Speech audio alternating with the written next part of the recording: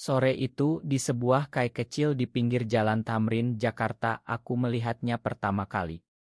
Rania, dengan rambut hitam panjang yang tergantung lemas di bahu, mata yang dalam seperti sumur rahasia, duduk di depanku dengan tangan gemetar memegang secari kertas. "Aku butuh bantuanmu, Sinta," katanya pelan, suaranya hampir hilang ditelan hiruk-pikuk lalu lintas di luar. Aku tahu apa yang ada di kertas itu, surat perjanjian hutang ayahnya yang bangkrut, dan aku, sebagai pemilik perusahaan kecil yang sedang naik daun, adalah satu-satunya orang yang bisa menyelamatkannya dari kebangkrutan keluarga. Tapi proposalnya membuatku terkejut. "Aku akan menjadi pasanganmu, berpura-pura, selama 1 tahun, untuk membayar hutang ini." Aku tertawa sinis, tapi di dalam hati ada sesuatu yang berdesir aneh. Aku, Sinta Wijaya, 28 tahun, selalu hidup dalam bayang-bayang ekspektasi keluarga. Ayahku, seorang pengusaha konserati dari keluarga Jawa yang taat, selalu menekankan pernikahan dengan pria baik-baik untuk melanjutkan garis keturunan. Aku sudah menolak puluhan lamaran karena rahasiaku, aku mencintai perempuan. Tapi di masyarakat Indonesia yang masih penuh prasangka, coming out berarti bunuh diri sosial. Rania, 25 tahun, anak tunggal dari keluarga miskin di pinggiran Jakarta, terjebak dalam hutang ayahnya yang kecanduan judi. Proposalnya absurd, tapi logis bagiku. Aku butuh pasangan untuk menenangkan keluarga, dan dia butuh uang untuk menyelamatkan rumah mereka dari sitaan bank. Kami sepakat malam itu juga. Kontrak sederhana, dia akan tinggal bersamaku, berpura-pura sebagai kekasih di depan keluarga dan teman, dan aku akan lunasi hutangnya secara bertahap. Tidak ada sentuhan intim, hanya akting. "Ini bisnis, bukan cinta," kataku tegas. Rania mengangguk, matanya menatap lantai. Tapi saat dia pindah ke apartemenku di kawasan Sudirman, segalanya mulai berubah. Pagi-pagi aku melihatnya memasak nasi goreng sederhana, senyumnya ringan seperti angin pagi. "Ini untukmu, Sinta. Terima kasih sudah membantu," katanya. Aku merasa hangat, sesuatu yang lama tak kurasakan sejak putus dengan pacar rahasiaku dulu. Hari-hari pertama penuh kecanggungan. Keluargaku datang berkunjung dan Rania berakting sempurna, memegang tanganku di depan ayah, tertawa pada lelucon ibu. "Kalian cocok sekali," kata ayahku, matanya berbinar. Tapi di balik itu aku merasakan tekanan. Setiap malam saat kami tidur di kamar terpisah, aku mendengar isak tangisnya pelan. "Kenapa menangis?" tanyaku suatu malam, mengetuk pintu kamarnya. Dia membuka, wajahnya basah. Aku merasa seperti pelacur, Sinta. Menjual diri untuk uang. Aku duduk di sampingnya, memeluk bahunya secara impulsi. "Ini bukan seperti itu. Kita saling bantu." Tapi pelukan itu terasa terlalu nyata, terlalu hangat. Konflik pertama muncul saat pesta keluarga. Sepupu-sepuku mulai bergosip, Sinta akhirnya punya pacar perempuan. "Apa dia lesbi?" Kata-kata itu menusuk seperti pisau. Aku marah, tapi Rania menenangkanku. "Biarkan saja, Sinta. Ini bagian dari kesepakatan." Tapi di dalam, aku mulai mempertanyakan, apakah ini hanya akting. Saat kami berjalan-jalan di Monas, tangan bergandengan untuk Otto, aku merasakan detak jantungnya sinkron dengan milikku.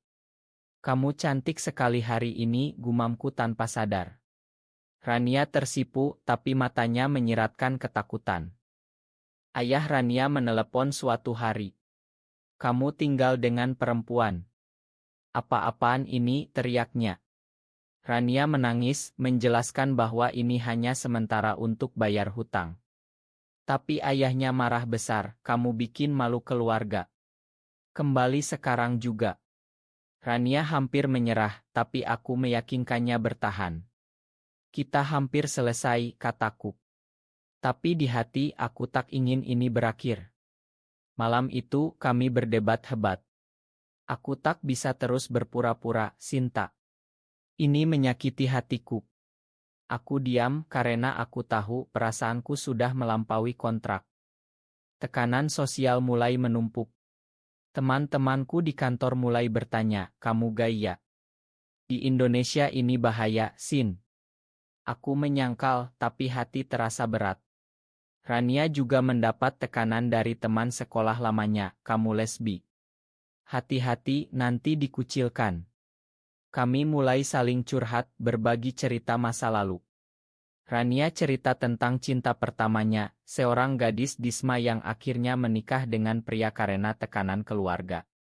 "Aku takut hal yang sama terjadi padaku," katanya. Aku memeluknya lagi, kali ini lebih lama.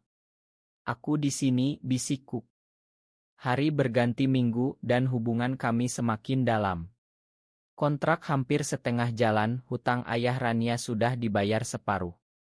Tapi aku mulai merasakan cinta sejati. Saat kami nonton film di Soa, kepalanya bersandar di bahuku, aku tak bisa menahan diri. "Rania, apa ini masih pura-pura bagimu?" tanyaku pelan. Dia menatapku, mata indahnya penuh keraguan. Aku tak tahu, Sinta. Awalnya ya, tapi sekarang. Kalimatnya terputus, dan kami diam dalam keheningan yang penuh arti. Konflik keluarga memuncak saat Lebaran. Kami pulang ke rumah ayahku di Bogor.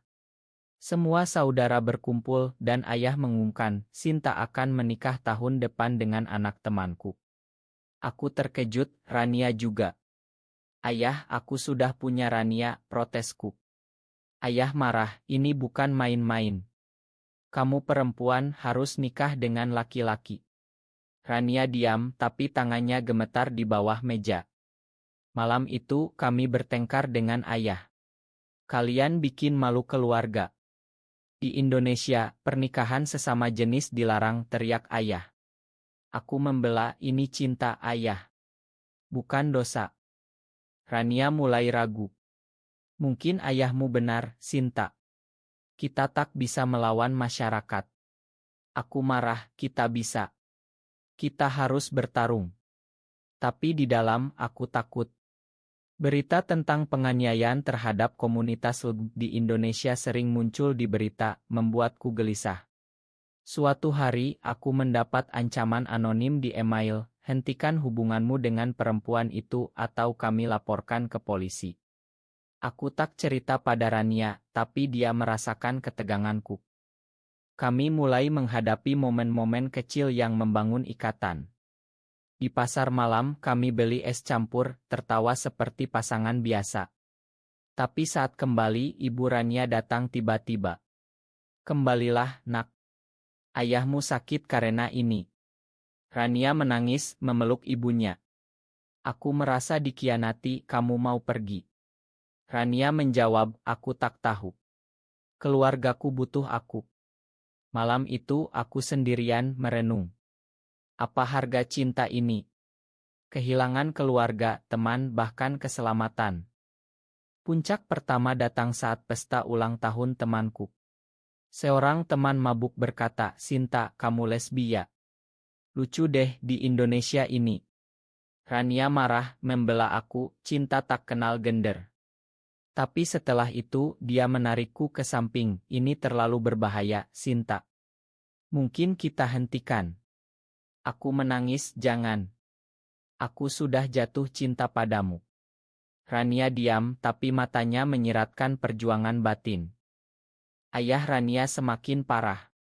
Dia sakit jantung dan Rania harus pulang. "Aku harus pergi, Sinta. Ini untuk keluargaku. Aku memohon tetap di sini, kita bisa bantu dari sini."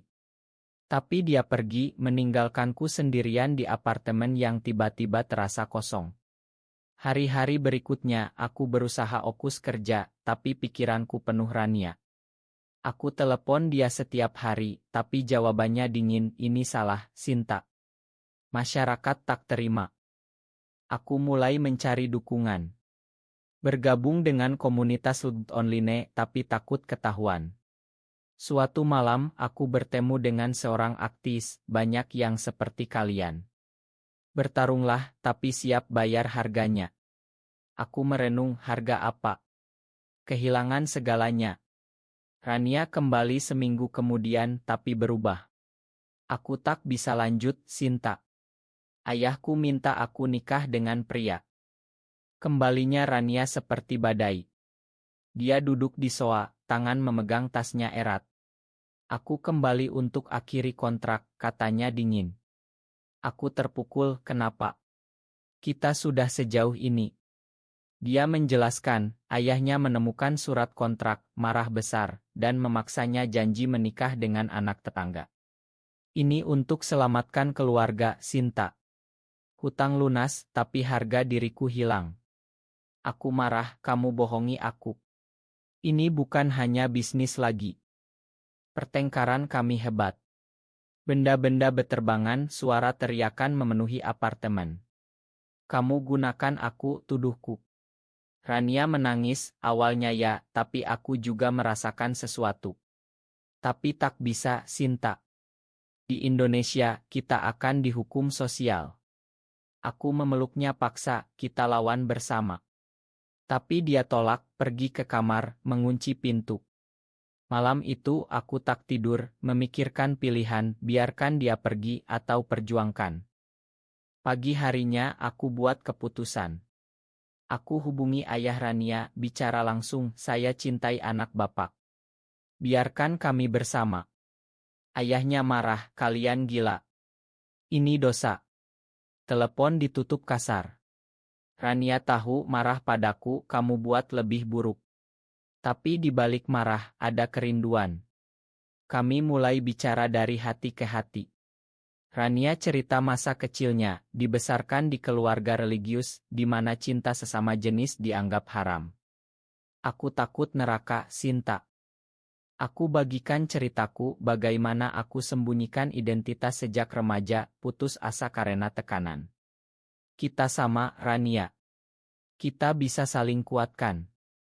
Perlahan dindingnya runtuh. Kami habiskan hari berjalan di pantai Ancol, bicara mimpi.